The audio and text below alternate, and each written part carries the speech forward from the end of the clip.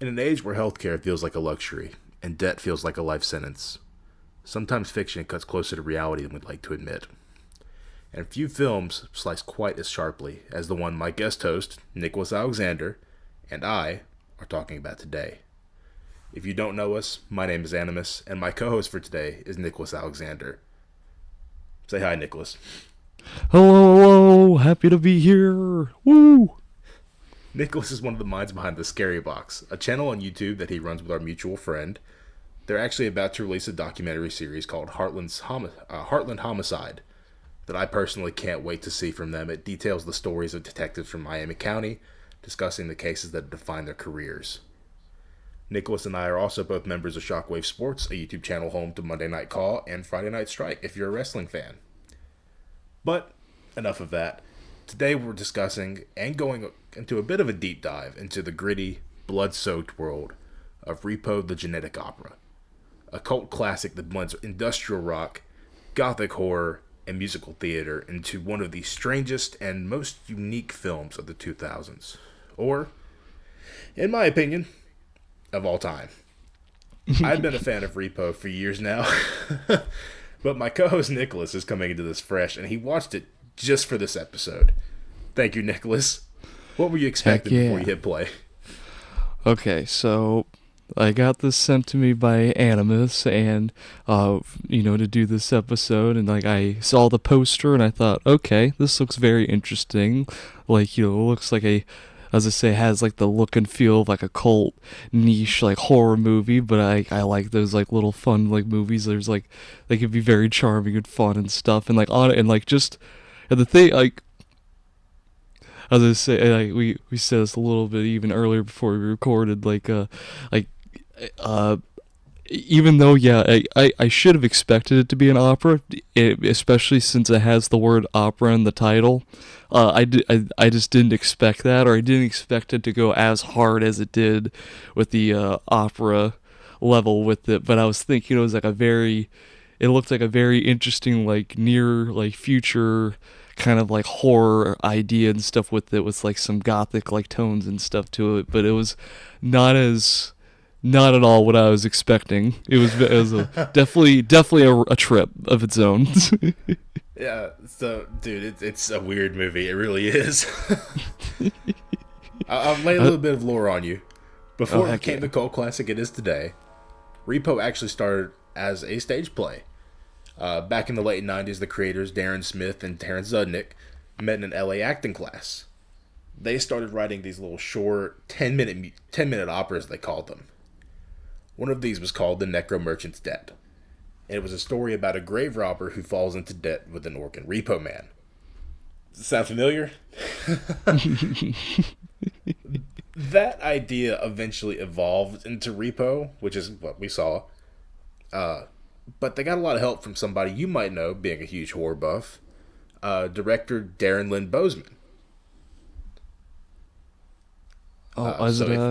Because he was he one of the producers for? Because I did notice, because that was the other thing too, where it being produced by Twisted Pictures. I was to say, was that one of the producers for Saw? It was. He was the producer and I believe the director for Saw 2 up till Saw 4 or 5. Oh hell yeah! I might be wrong on that one. I'm not a huge Saw fan, but I was to say, for me, I like the first Saw movie the most because I'm a big James Wan fan. But I enjoy moments and bits and stuff of some of the Saw sequels. Oh yeah, man, it's weird. So one of the interesting things too is a lot of people kind of describe the way that Repo looks as a little bit, I don't want to say cheap. Honestly, I was going to say, I could totally understand that, but honestly, for me, when watching it, the more I watched it, it just felt like it felt like a music. It just felt like a very long. And it sounds weird how this might sound, but it felt like just a music. I don't know. It looked and felt like a music video, but in the style of a movie. Which I agree with that. It feels kind of like something you see like Soundgarden's Black Hole Sun, if that makes sense. Yeah. Just something where it's kind of like a trip, or you just kind of don't know what you're looking at the entire time. Mm-hmm. But the reason for that is when Lionsgate picked up the rights to the film, apparently they didn't allot it a whole lot of resources. So Darren Bozeman actually financed, I believe it was up to 80% of the film himself. Oh damn! I didn't know that. Yeah, That's really cool. yeah, like he believed in it, man. Oh I yeah. believe he saw them perform it one night. Saw the Necro Merchants that performed, and so he helped them pitch and all that kind of stuff. Where he eventually That became director as well. hell yeah. That and I was gonna say you mentioned this earlier to where like they started doing like as I say the you said these guys that made this did this initially as like kind of more stage plays or stage Yeah, operas. yeah. They That's called the them one thing 10-minute I was operas. that was one of the things when watching it to where it's like to where I wondered if like if this was something because it's like I like to go to the theater every now. I haven't gone in a while, but like I've seen a few like plays and shows and stuff, and that was like the one thing I was wondering is this like if this would have been. I wonder how it would have been like actually being able to see this on stage and stuff like Right. that, and I wonder if it would have been I don't know if I would have liked it better or not. I feel like honestly, I think I maybe would have enjoyed it a little bit more, just to where it's like I think also just too I don't know I don't watch as many like opera musical type of movies as much besides like the only ones I can think of off the top of my head. You got was it Wicked recently, Les Mis, and then Phantom of the Opera, and that was the other thing too. Was that when watching it, is just like it made me like as I think you told I sent me a text saying this came out like the mid 2000s ish, and like the first thing that came to mind is like I wonder if this was like around because I don't know, it gave me this vibes and made me think about when because I think it's around when the Phantom of the Opera movie came out. It just made me think about like just that a little bit and just think like man, I wonder if this and just overall just think like I wonder how this would play on stage because I think it would have been a much interesting but also I think it would have been fun to see on stage overall because I just think it was a very just interesting theatrical. It looked very just theatrical with just like Right. what you were saying with like all the lighting, just the extravagance of everything from just the effects as well as just the music and it just like how it all plays out and stuff. And even too with just how the movie ends being very of like ending in a theater and everything like that and just I think it would have been very interesting to see on stage. Yeah, I can agree with that. It's kind of interesting too. Like one of the comparisons I mentioned was Rocky Horror Picture Show. Mhm. So this kind of has the same cult status as Rocky Horror. It's a bit rarer to find nowadays, but there are some theaters that they play Repo around Halloween and do like the Heck yeah. midnight showings, kind of like Rocky Horror does. Yeah. I feel like that's enough setup though, so we'll talk a little bit more about like the tone, Yeah. which I think the intro really does just say everything you need to know. Where you Honestly, get I the really comic book enjoyed the style. first. Yeah, the first like honestly, I was very surprised by like the first like 20-30 minutes just of like how and like it was very. I found it very interesting, and just with how just honestly, I think I just found it very interesting with like the utilizing of like what was it with its like format of like going into like different aspect like going back and forth between like an actual like film like shot like a film and then using opera but then also specifically of like having it start off more of like a comic book it just like the Right. very interesting art style with that is like a way to get you in and like have you understand like the world and what's going on before it really like dives into everything of like the plot and story with it. Right. And I believe those were drawn by Terrence Zudnick, if I remember correct, the one of the creators. I know Oh he's hell also yeah. written comic books before. I may be wrong on that though, but I do love the way they kind of lay it all out in the beginning. It's like the first 5 minutes. It's simple and clean. They tell you Jinko's the megacorp. They sell organ transplants on credit. You miss a payment, they're gonna send the repo man. And then they throw it at the And end. It's legal now, so. And then, like right from there, you're thrown into it. You know, you get the repo man chasing the woman through. I'm assuming it was an apartment building. that's what I was He's like a thinking. Yeah, horror he just villain. literally like a slasher, just did no Yeah, mercy, and also just yeah, that was like very, very. It was very gory, but way more gorier and intense, and I was very surprised by how good some of the effects were with like because there was like another I think death, was it another death in the movie where like I like was it a Quinston, like, like had to look away a little bit. It was like some guy I think was tied to like a table that was like sitting Oh upright, and he yeah, was just cutting the stomach open, taking out the intestines, and it was like, yeah. good lord, Because it's they did not during hold back. because it was during Thankless Job. mm. Because it's just him just in his basement, just chilling, singing this show tune. As he's like, I've got it later in the script. I'll put it in here. It's like he's breaking them down like he'd process like a deer or like any other Yeah. animal like that. And he like pulls all of his innards out, and like he sticks his hand up him and uses him as a puppet for part of his song. Like that is so extremely messed up, but so funny at the same time. Like, I wish I had the creative chops to write something like that.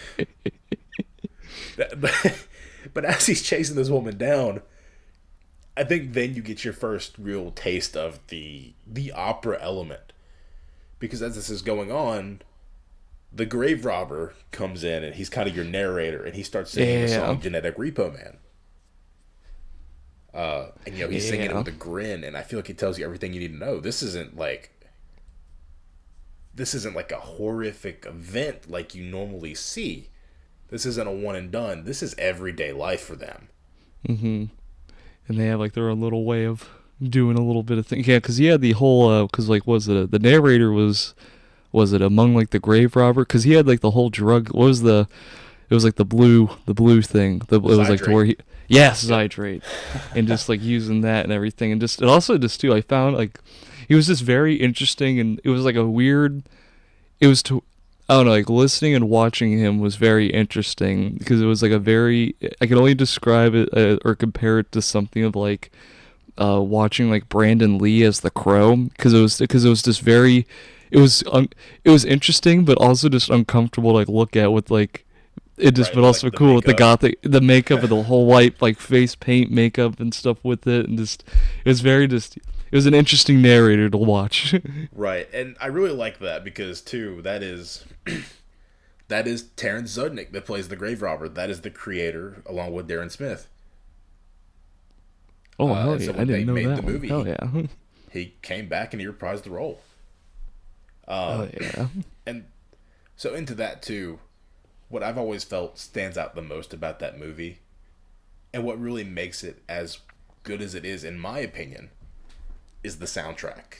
Because you do get the more, I'm going to describe it as the more traditional opera style, where most of your dialogue is sung, which I believe does actually make it a classical opera.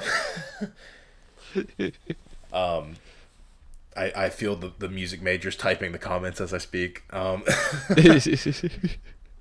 then, like, also during this, you get these songs that are, they twist into this opera with industrial rock, goth rock, and ballads at some point. I mean, like the first song you really get introduced to outside of Genetic Repo Man is 21st Century Cure, which is almost like Nine Inch Nails level industrial metal, and it kicks you in the damn teeth. Oh yeah. And then from there you go into I feel like the next big song on the soundtrack is Zydrate Anatomy, which there you get introduced to kind of one of the wild cards in the deck, we'll call it, Yeah. with Paris Hilton playing Amber Sweet. Oh, I And didn't even I've realize that was Paris Hilton. Oh my yeah, it was goodness. Paris Hilton. And what I kind of love about it, though, and what I really do love about this movie is you've got a bunch of people that it's an all-star cast damn near.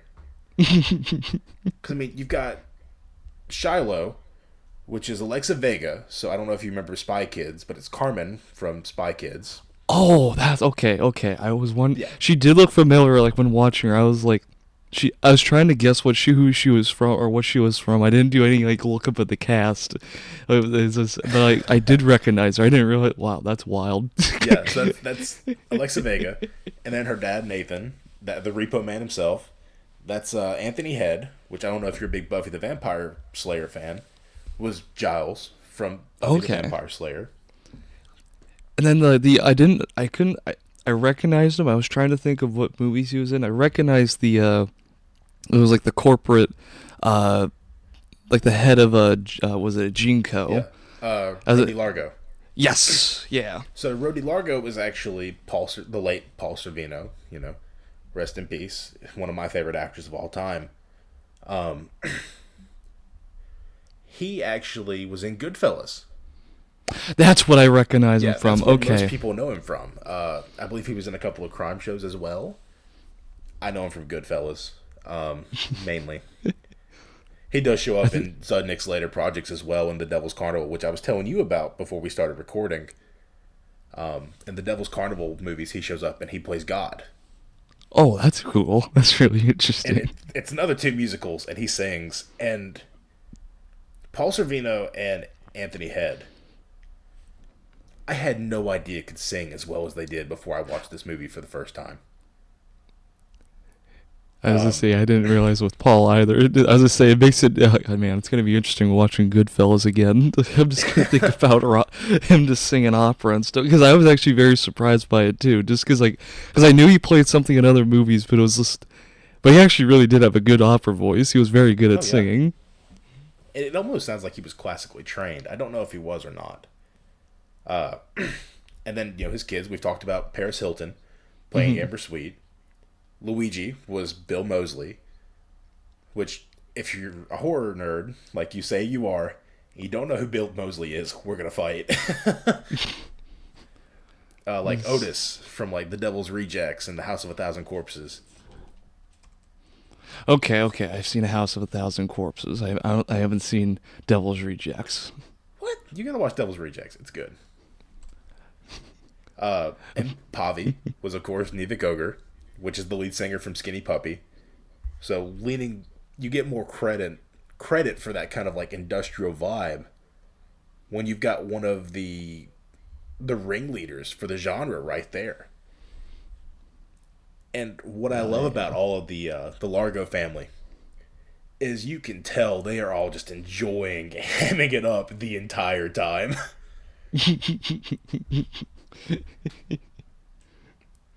Like I was gonna with say, yeah. Amber What I Sweet. was gonna say, yeah. I was gonna say, I bet like they did have a fun time like making this movie. Just, Oh, I'm I positive bet it they was an did. interesting time on set. Like I'm trying to think like with Ogre. I know he's done a lot of movies, I believe. Hmm. Um it's interesting to see him as Pavi. And what was really weird and stuck out to me about Pavi, I'm also a comic book nerd. I don't know if you know this. But remember, this was Was Pot? 2008. Hmm.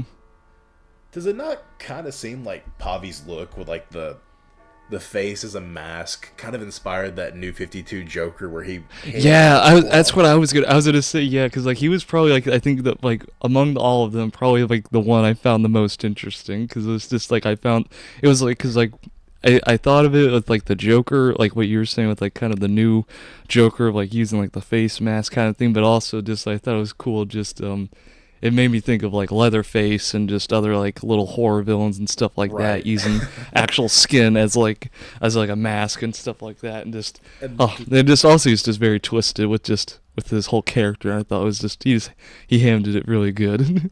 and I'm so glad you said that because in my script here I'm going to pull back the curtain a little bit. uh, on purpose this time. Looking at you, Johnny Von Hollywood.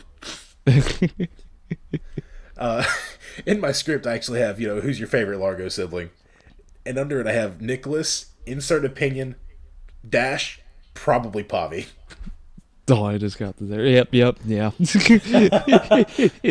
so glad I was right on that. But, again, going back to the plot, I feel like the whole story is compelling in a very weird nature with Yes. The Nathan part. being the Oh, go ahead.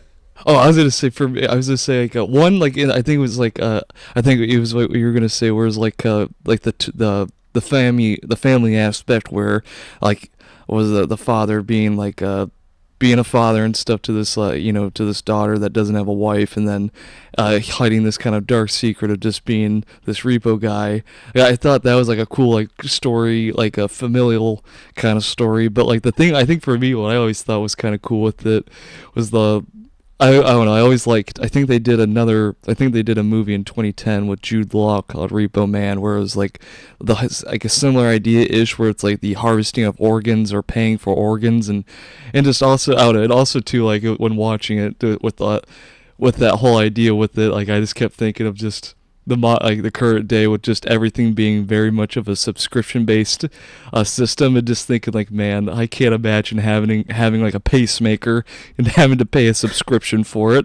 Right. You miss a payment and it just shuts off. Like, now the whole big driving force of the movie though was, with Nathan telling Shiloh that she's got the blood disease, Hmm. which we'll get back to once we get to the end of the story. From there though, it kind of plays on pretty pretty much like you'd expect. The big difference is that Rudy Largo, he hates all of his kids. He thinks they're all monsters, Yeah. which they are. Oh yeah, they definitely are. And he's like, you know what? I know this girl was born. I know her dad. I know her mom. She's the best pick. And it's like, she is 17, sir. I don't think you can make that choice yet. Settle down. Kind of, right? And like the fact that Rhodey was holding on to it into her mom's wedding dress, Yeah. which was weird because she didn't even marry him. She married Nathan. It's just so weird. It's like, why?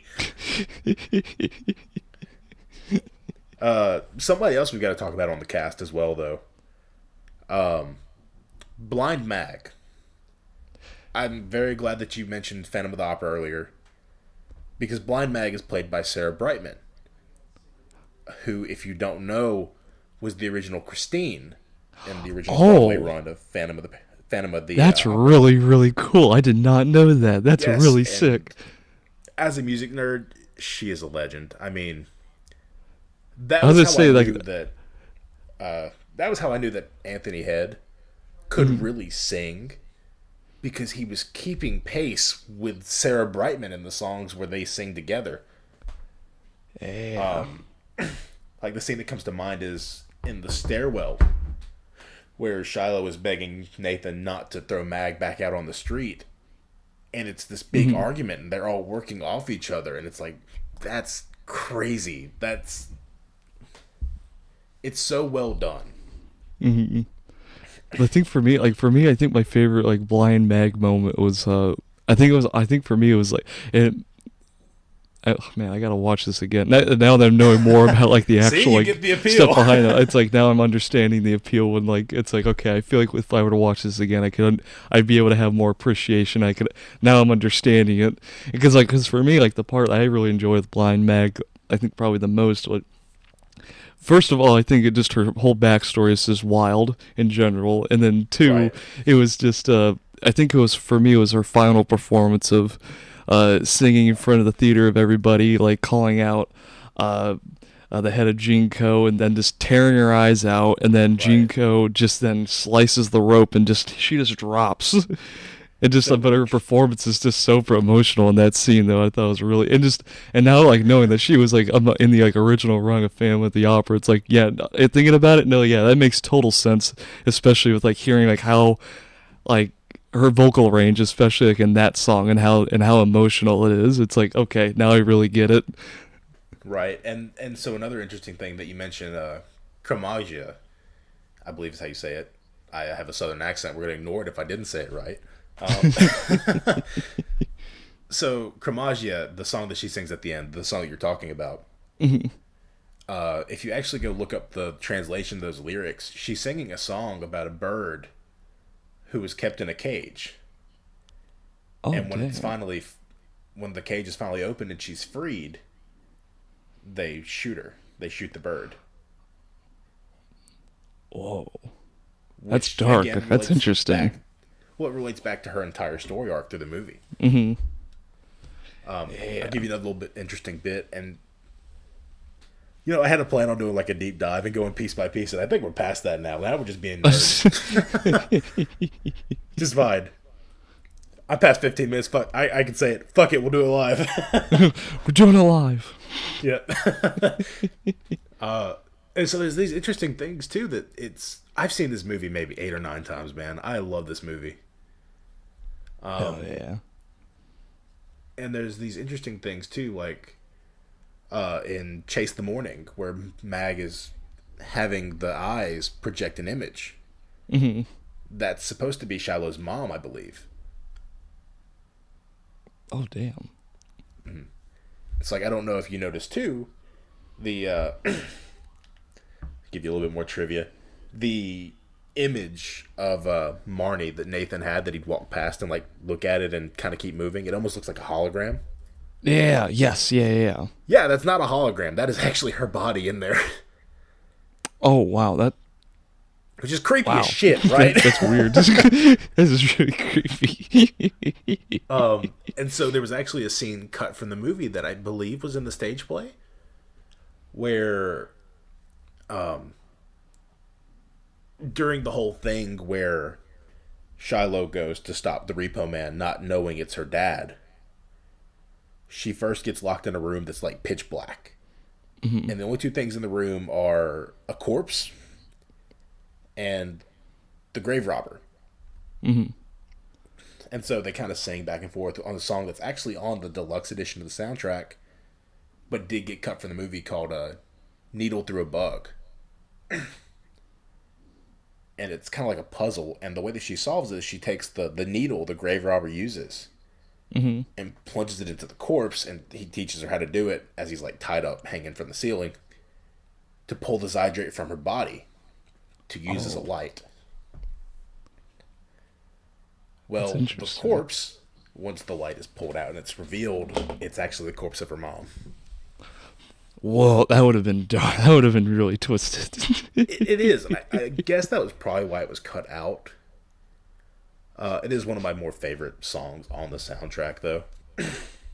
I do find it not twist. I do find it interesting why they cut that out. I wonder if it was just for pacing, or just like maybe they wanted to try to make the reveal with everything with the I can't Alexa, right? The main character, Alexa Vega's character, yeah. Shiloh. Where especially with like her, I wonder, just trying to like save her this. I wonder if it was either for pacing or trying to make the moment of her discovering her dad being the Repo Man being a little more dramatic. Because honestly, because it's like if it was somehow too sick, it's like man, like did they ever watch the rest of the movie? Right. That's the sickest part.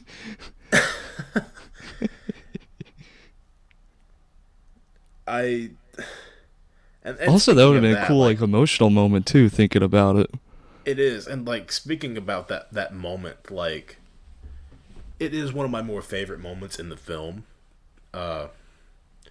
Especially, I want to say that the song is called "Let the Monster Rise," mm-hmm. where it's them kind of going back and forth about, didn't I tell you to stay home? You did. Yeah. Them both acknowledging that they've made mistakes, but it doesn't excuse what they've seen tonight. Mm-hmm. And that, they can both be in the wrong.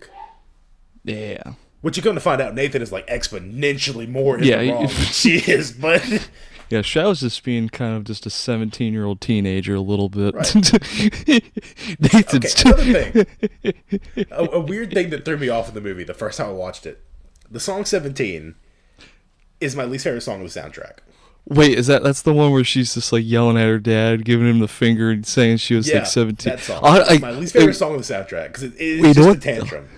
I was I gonna say, get you know it. what's funny? Like, you know what's funny though, Animus? That is, I think, probably my favorite song of the Is it? movie. I had so much fun with that one. I didn't expect it. Like, 'cause it was like, you had like a mix of the industrial rock and opera. Then it just had like a little bit more. It was just very interesting because it was like a lot more of like a little bit more poppier kind of song. And I was just like, that was like one of the songs that like drew me back in of like, and also I think like from what I remember with it was this very that was like it was like a very just super like lit and colorful scene with like the amount of reds and blues and just with everything and Right. just she's just like going hard and just giving her dad the finger. It was I don't know, I found it just so fun and interesting and just towards it's like but it was to where it's like I don't know it was like one of those things where it's like I remember And that age of being 17. I do get it, and like I don't dislike the song in general. It's just it's not something that I enjoyed. I think it's the What most threw me, commercial. I think it is definitely probably the most commercial out of everything else. It's not as unique, I think, as the other songs. right? But And but as I say, for me, I think I just had fun with that one. It was just like one that I just found unexpected. what threw me off though was in that scene when you get to the solo and it pans out and it's just Joan fucking Jett playing guitar.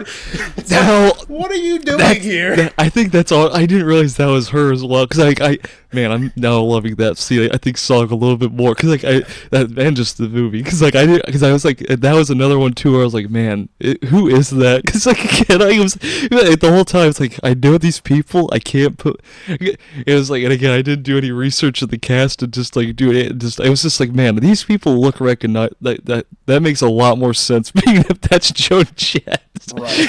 And it's such a weird choice, but I love it. And I love Joan Jett and I love that she did it. Also, too, like I just bring up that song. Like I think, like too, what like I think this is gonna sound very dark, and I don't mean it as dark, but like I found it funny. Fuck it, say it with your chest. But okay, it was like her going hard into that song and saying everything she wanted to see. Having the 17-year-old tantrum. As all 17-year-olds we do, and just and then like, at the very end, just Nathan, like the father, just giving a hard backslap her Just into her bitch back into slaps her, reality. yeah. Literally backslaps her back into reality. Honestly. And I love it. And that I rewatched this last night when I was writing the script. Like I had it up on the TV and I was rewatching. And it still makes me laugh every time. Like literally, I did not expect that. I laughed pretty hard at that. I just didn't know if it was meant to be funny, but it just that one really got me. To where it's like Well, that. it That's gonna definitely stick with me.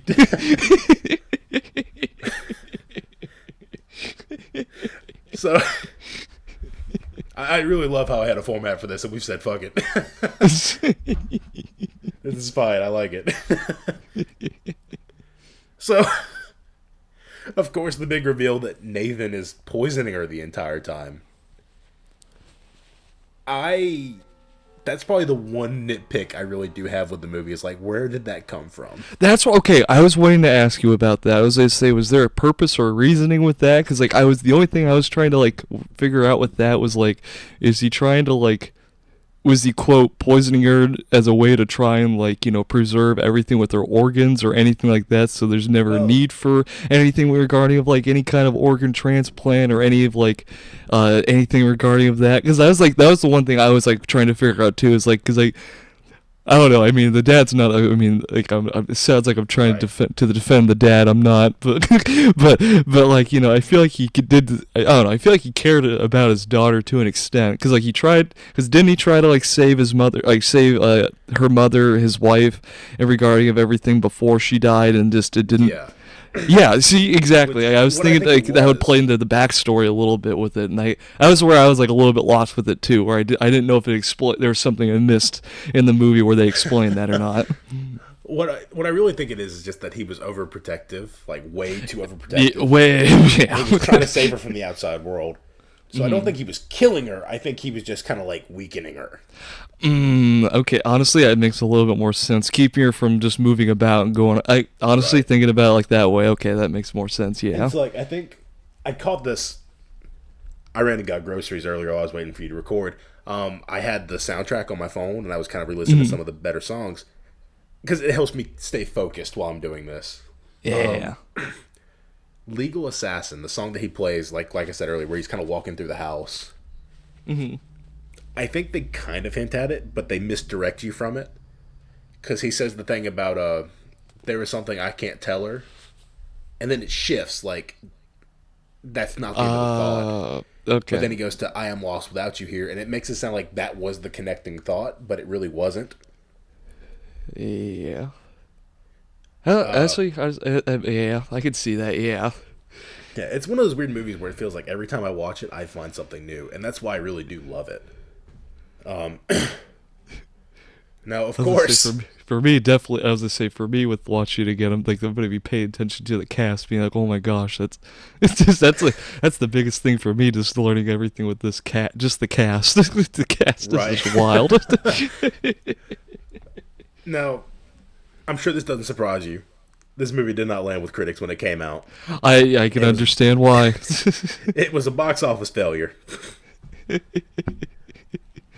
Very unique movie, I would say. Yeah, is. very, very cult. I'm going to give it this, and I know that you do not feel the same way that I feel about this movie.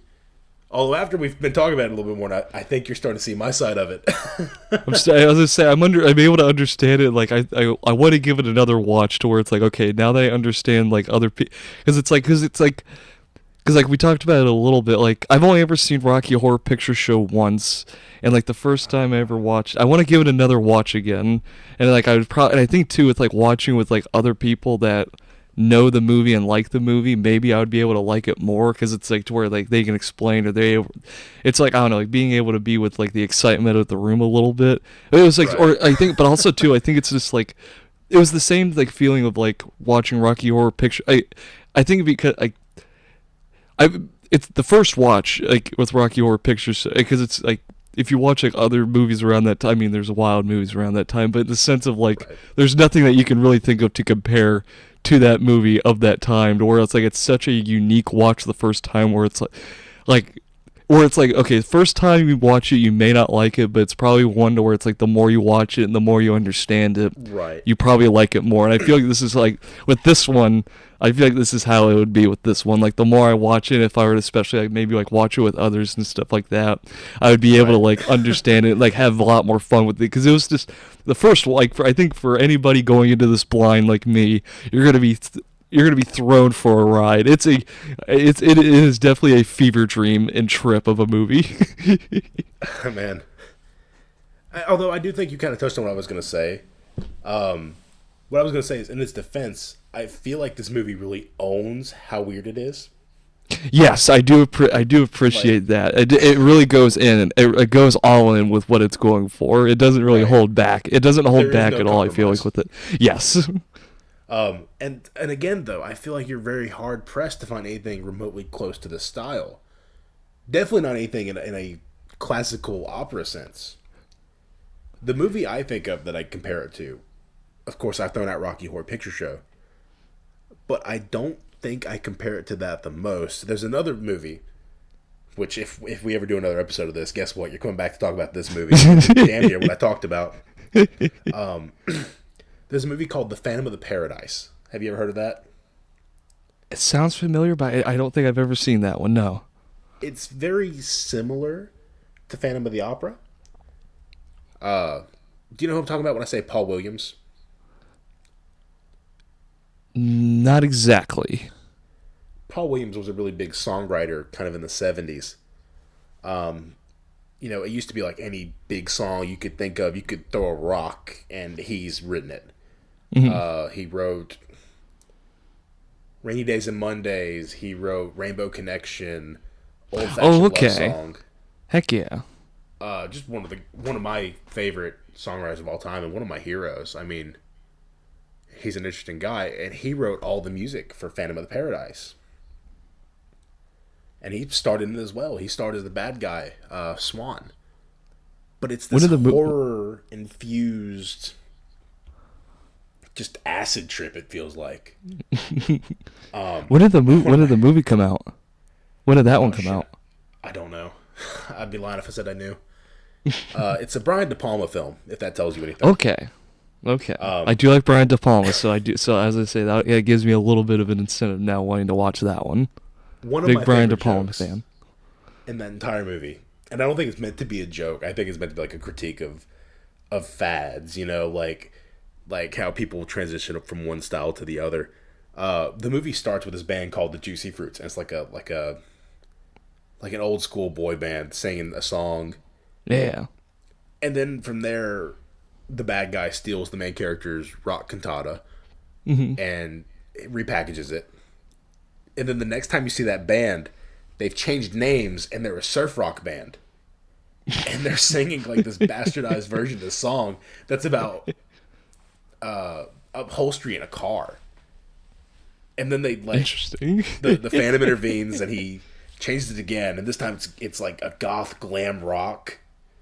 And so the band comes back again, but now they're dressed up as like almost like characters from like the Closet of Dr. Caligari, Hell yeah. but they're dressed in like the makeup and all that kind of stuff, and they're the undead now, and it's like it's my favorite joke throughout the entire movie, and nobody gives them credit for the fact that it is damn hard to sing different songs in different styles like that. That's really cool though. Like it goes from like surfer rock to like glam rock, like or like kind of The like glam glam gothic. goth is like the best way I That's can think of cool. to describe it. So let me ask you this: you told me before you're not big on rock operas like Rocky Horror, like Repo. Would you recommend this to somebody who's never seen a rock opera before? I would say you got to give it at least a shot. I think because I feel like there was like, because it may not be everybody's cup of tea, but I feel like there's at least one song in there that like you would enjoy and find. To where it's like, okay, like I may not like all the songs, but there's at least one. It's like for me, like probably my favorite one, the one I had the most fun with, and I think I love it more now because now that I realize that it was Joan Jett on the guitar playing Yeah, that song was the 17. 17. It was just like I think probably with that one because it was just like, and I think even too to where it's like kind of like what you said with like was it a Phantom was it Phantom in Paradise, Phantom of the Paradise, where it was like being able to like go like have a variety. It has variety. It's not all Right. like it's like if you're someone that doesn't like just classical opera, like I don't think or if you're someone that's, or I was going to say, if you're someone that's just all about classical opera, you would probably be more interested in more of like just the classical opera stuff and not as be interested. I think it's the variety that gives it, like, I would say, like, why, if it's someone that's not into, like, opera or rock opera, to where it's like, give it a shot. I feel like you could find something within the movie that is enjoyable and stuff with it. Take out all the gore and horror aspects of it, and just from a music standpoint, I feel like there's at least one song in there for everyone, to where it's like Right. okay, where they could walk away being like, I may not like all the songs, but I at least really enjoyed this song. It has variety. It's not all just one thing, and that's the one thing I really like about it. And I think that's why I would recommend it for someone to give it at least one watch. Right. And now let me ask you this as well. So technically, this film is classified as a horror musical Hell yeah. because, like, yeah, it's got rock opera mayhem, like it's just chaos the entire time. But there is a very deep, like, gnarly horror core beating where its heart should be. You've got Yeah. body horror, you've got organ harvesting, You got slasher addiction to bits in there too. surgery, which Oh is so yeah. insanely fucked up. But it's a real thing. And then you've got like fascist medical corporations treating human beings like leased cars. But it doesn't even feel like something you'd see in like Cyberpunk or like the Neuromancer. It feels very scarily close to home. No, yeah, that's when watching it, especially with just like as I say, throughout the whole thing. But like for me, it was like especially just like the beginning and how they established everything. That's where like it, especially comparing to like how things are going now, to where it just like it felt very. I don't know. It's like one of those where it's like I don't know. It doesn't feel too far off from a possible like near future way of Right. how things are going or could go and stuff. To where it's just yeah, especially yeah, if everything of like hey and also too with like the ending like I can't remember the song name, but it was like the ending where Gene Co is having the whole theater show and just like audience member. I just remember like the one guy saying like I got it like one. I think he was like some rich guy. He was just say, like singing up. He had like a moment in the song, but like him singing about how he got a new liver so he could drink as much as he wants and that kind of thing. Right. And just thinking about this, like man, like I feel like that's not too far off from like certain kind of like I don't know, certain elitist, or it's like, it's like, hey, if they wanted, and I don't know, the other one too, I mean, this is maybe a little bit far stretched. The other one too, it made me like kind of think of when like throughout the movie and like with the whole idea with just everything regarding of like replacing body parts and stuff like that to like stay at a certain age or Right. stay It's more of a younger and not fashion thing. die. Yeah, yeah. I was gonna say, and it was really cool with how they showed like the magazines and like the billboards and stuff with it for advertising it. Yeah. And that was just it was very wild with it. I thought that was really really cool. Yeah, and like sticking with kind of that horror theme though, like emotionally, it's a very bleak movie by the end of it. You're talking Yeah. about generational trauma, loss, addiction, betrayal. Like, there's not a good guy in this movie, I don't think. No, I You've just got feel it's a. a I was gonna say there's just a lot of victims. There's a lot of victims, and everybody's playing everybody. It feels like. Yeah. But I think what really makes Repo stand out is that it doesn't pick a lane. Mm-hmm. It says it's going to be a horror movie. Fuck it, it's going to be a horror movie. Mm-hmm. It says it's going to be a musical. It's going to be a musical, and it works in this weird way. It's almost like watching a car crash where they kind of like bend around each other, Yes. and it just makes it more terrifying. Because like if there's a motherfucker chasing me down the hallway, and he's singing about how he's gonna, and I quote, "Make my mama mourn me," I gotta buy a fucking gun. Like it's just so fucked up. Also, just like it makes it all. It's like not only buy a gun, but just it make you way more antsy on. I feel that's a really crappy, but a really crappy and scary incentive to make sure you're up to date with your payments on organ Right. subscriptions. And like I'm a homeowner, it's already scary enough. I'll say this too, and I'm gonna mellow out a little bit. We're gonna take it into a more serious direction to kind of close us out, if that's cool with you. Absolutely. I know you've got Animus to preserve. Any of these make you want to tap out? Tap out. I don't blame you. All good. All good. I'm ready. The most terrifying thing about this movie to me is that it really does mirror a lot of events going on today. Yes. I mean, you've got people that are taking out financing options on like fast food pizza, and it's like, what? You've got the opioid addiction crisis, the debates about women's reproductive rights. It doesn't feel like it's just a film. It's a challenge. It's It's a commentary. It felt like a little bit right. too. It almost like it asks, hey, how much is your body worth? Yeah. What Definitely. happens when you give away ownership? I was gonna say that's especially I feel like relevant when like I was gonna say that point is especially I feel like relevant to blind Mag and just of everything she had to deal with and just like her understanding especially of like after she realized she like signed her soul away with blood of just being able to keep the eyes and just being constantly in service until realizing she wants to be free and just yeah. Definitely that. Right. As I say, that point for me, like, as I say with Blind Mag, I feel like resonates the most. It does. It really does. And I think it sells that this is not just horror through gore or, through blood. It's horror through the systems that we've come to accept. This is a world where debt defines worth. We live in a world where identity can be surgically altered nowadays. Grief is a disease that, like Nathan, it corrupts the most good heart of intentions. He was trying to keep his daughter safe, but went the drastically wrong way about doing it. And the true terror is just how close this fiction really does come to being reality. I mean, the ending in particular It Yeah, with really like, fucks I was me just, up nowadays. oh yeah, I was gonna say with like the kids now being the head of Jinko, and they're just still Right. twisting. Yeah, that's where like I was very surprised with the ending and stuff with it as well. And Just I didn't expect I'm that one to happen. I'm so glad you brought that up because that's where I was going. Was I mean, even in the end, with Rhodey Largo dying, Amber steps up to CEO. They do a quick publicity stunt for charity. Luigi kills 3 more people, Yeah. but it's back to business, and fuck, they're even worse off for it. They've made their lives worse. Because I mean, at least Rhodey had the common business sense of running it. We've seen that Amber is just ego. Mm-hmm.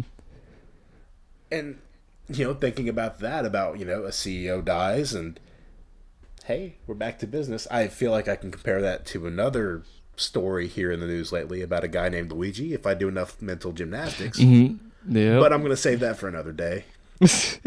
And I don't want... we don't need to get canceled on episode 1. We just started Animus. Don't. Yeah, But I breaking totally news, no. this But I is a- totally this is get a you. one and But I done. totally get you though. Yeah, yeah. But I totally agree. But- But I agree with you, and I get you though, especially with Yeah. comparing to like it's like someone like Luigi, and just like yeah, especially just how quick everything went back, very quickly how everything just went back to business with it, instead of anything of like actual kind of change. It is. And And I wonder also feels too, like- just especially with like the movie, like not because like bringing up like those points and stuff too, and like like with like I think with the trying to think about, I mean the movie itself is very interesting, and I think it like depending on what audience you are, like it's gonna be either more fun or harder for you to watch. But I wonder also too if it was like regarding of like some of the messaging in it towards like for like like for certain audience and critics to where like they didn't like it or didn't like it as much to where it's like they were not ready or not wanting to confront those kinds of questions and stuff with it as well. right. And now it's, I mean, getting close to about 20 years later, and we're being confronted with those questions and those statements every day. Absolutely. Very wild times. It's just very And weirdly relevant, and especially for a movie 20 years later. it is. And I think that's the best part, though. That this horror it's meant to be uncomfortable. It's meant to be a timeless message. I would even say it is meant to linger like scars from a surgery. Definitely. But that's enough for today. I've nagged you enough. I've made you watch a movie. I've been Animus. Nicholas, thank you so much for being here and talking with me. Please remember to check out Scary Box's Heartland Homicide and Shockwave Sports for more of Nicholas. And remember, in a world built on debt, control, and cosmetic perfection, Repo's not just fiction. It's a warning. Good night, everybody.